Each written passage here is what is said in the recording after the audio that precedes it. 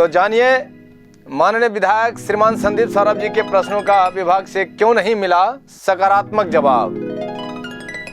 साथियों, जहां एक और किसी भी लोक मामले की जानकारी यानी सूचना सदन से लेने में पाबंदियां हैं, वहीं दूसरी ओर मामले से संबंधित विभाग अथवा प्राधिकार अथवा सरकार से सूचना दी जाने में भी पाबंदियां हैं।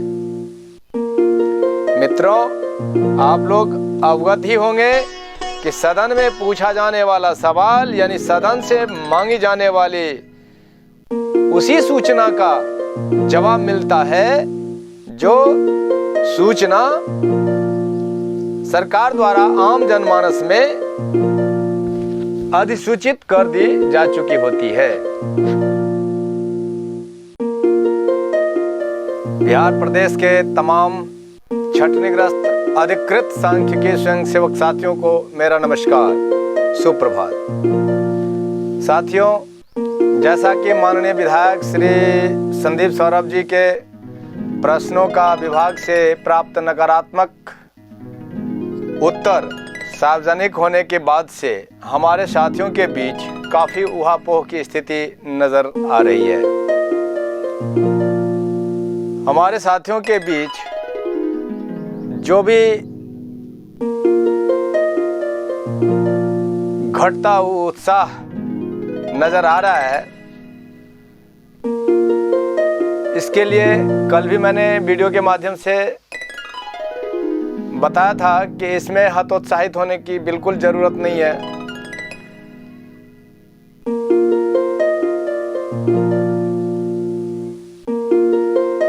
आप लोग ये ना जान लें कि अब यही हमारी अंतिम कार्रवाई थी, मामला ख़त्म हो गया, ऐसी कोई बात नहीं है। सदस्यों में ऐसी प्रबल नकारात्मकता को देखते हुए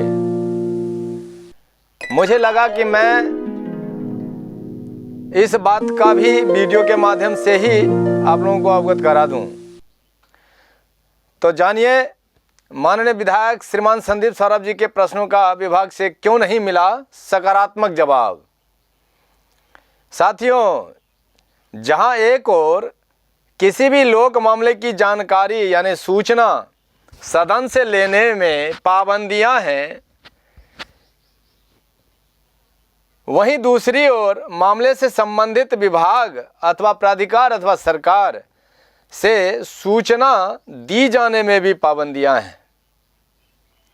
मित्रों, आप लोग अवगत ही होंगे कि सदन में पूछा जाने वाला सवाल यानी सदन से मांगी जाने वाली उसी सूचना का जवाब मिलता है जो सूचना सरकार द्वारा आम जनमानस में अधिसूचित कर दी जा चुकी होती है। अर्थात जिस मामले पर सरकार का अंतिम निर्णय प्रदान कर आम जनमानस में अधिसूचित नहीं कर दी जाती है, तब तक वह मामला सरकार के अधीन लंबित रहता है, यानी तब तक वह मामला गोपनीय रहता है। इसीलिए किसी भी गोपनीय मामला के संबंध में सरकार या विभाग किसी भी प्रकार विभाग से या सरकार से किसी भी प्रकार की सूचना मांगी जानी ही निराधार और बेबुनियाद है। जब विधानसभा सत्र आरंभ होने से पहले मुझे कर्मचारी महासंघ के कुछ पदाधिकारियों ने कहा कि आप अपने मामले के संबंध में आगामी विधानसभा सत्र के दौरान प्रश्नांकित कराने की पहल शुरू कीजिए। उसके लिए आप सबसे पहले प्रश्न तैयार कीजिए। जो भी प्रश्न होगा उस प्रश्न को श्रीमान हमारे नेता हैं, श्रीमान संदीप सौरभ जी विधायक हैं हमारी पार्टी के, हमारा कर्मचारी महासंघ जिस पार्टी के अधीन है, उस पार्टी के विधायक जी श्रीमान संदीप सौरभ जी हैं, उनको आप सवाल दीजिए। तो मैंने भी सवाल दिया, हालांकि मैंने तभी नहीं देना चाहा, उनको कहा भी कि श्रीमान जो वर्तमान परिदृश्य है हम लोगों के मामले में, ऐसी स्थिति में प्रश्नांकित कराना उचित प्रतीत नहीं होता है।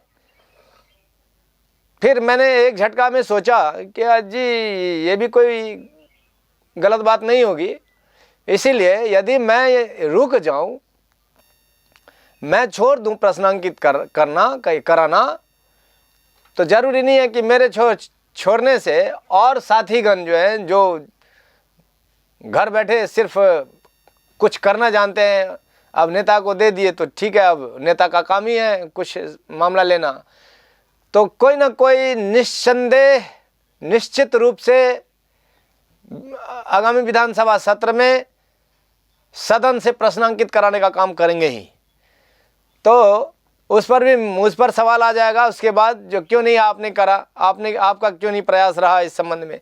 तो कितनों को समझाया जाता जो नहीं जी प्रश्नांकित कराना उचित नहीं था, लेकिन आज वो यही सोच करके मैंने भी दिया प्रश्न, जो चलो एक कलंक से मैं भी बच जाऊंगा। उसमें हर्ज नहीं है, प्रश्नांकित करा देने से कोई हर्ज नहीं है। ये इससे ये नहीं हो गया कि अब हमारे मामले पर ही दुष्प्रभाव पड़ने लगे, वो प्रभावित हो जाए, काम बाधित हो जाएगा, ऐसी कोई बात नहीं है। तो इस सोच करके हमने भी प्रश्नांकित कराया श्रीमान संदीप सौरभ जी से। अब उनके प्रश्न का अगर उत्तर ही नकारात्मक आया तो इसमें कोई घबराने की भी जरूरत नहीं है। इसलिए जरूरत नहीं है कि मैंने बता ही दिया है कि सदन में उसी मामले के संबंध में प्रश्नांकित होता है, कोई भी सूचना मांगी जाती है जिस सूचना के संबंध में सरकार पूर्व में अधिसूचित कर दी होती है, सरकार के द्वारा अधिसूचित कर दी जा चुकी होती है। और जो नहीं अधिसूचित कर दी जा चुकी होती है, ऐसे मामले गोपनीय होते हैं। गोपनीय मामलों के संबंध में सूचना मांगी जानी बिल्कुल ही निराधार और बेबुनियाद है। अगर नकारात्मक जवाब आ ही गया है तो इसके लिए कोई दिक्कत नहीं है। विभागीय स्तर पर, अंतर विभागीय स्तर पर कार्रवाई चल रहा है हम लोगों के मामले में, इसमें कोई दो राय नहीं है। ये नहीं है कि कुछ नहीं हो रहा है, निश्चित हो रहा है। जैसा कि मैं विभागीय पत्रों का अवलोकन करता हूँ इस हिसाब से। इसीलिए आप लोगों को अगर इस बात से विश्वास नहीं हो रहा हो तो गोपनीय बातों के संबंध में सदन क्या किसी भी विभाग अथवा प्राधिकार और सरकार से भी किसी भी माध्यम से, चाहे वो पत्राचार के माध्यम से और चाहे सदन में खुलेआम तौर पर प्रश्न किया जाना बेबुनियाद निराधार है। इस संबंध में एक कानून भी है, एक कानून है जिसका नाम है लोक सूचना का अधिकार अधिनियम 2005। लोक सूचना अधिकार अधिनियम 2005 यही कहता है कि इस नियम के तहत भी उन्हीं मामलों के संबंध में सूचना सार्वजनिक की जा सकती है बिहार सरकार या किसी सरकार के द्वारा, राज्य अथवा केंद्र सरकार के द्वारा, जिस मामले में सरकार के स्तर से पूर्व में अधिसूचित कर दी जा चुकी होती है।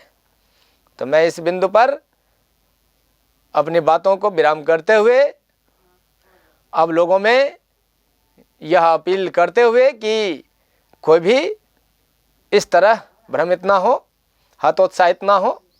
जो भी हमारे अधिकृत सांख्यिकी संघ साथीगण हैं वो भी निसंदेह बने रहें और हमारे अगले वीडियो के माध्यम से हम मेरे द्वारा दी जाने वाली सूचना जानकारी के लिए हमारे वीडियो में बने रहें और बने रहने के लिए आपका हार्दिक आभार, शुभकामना।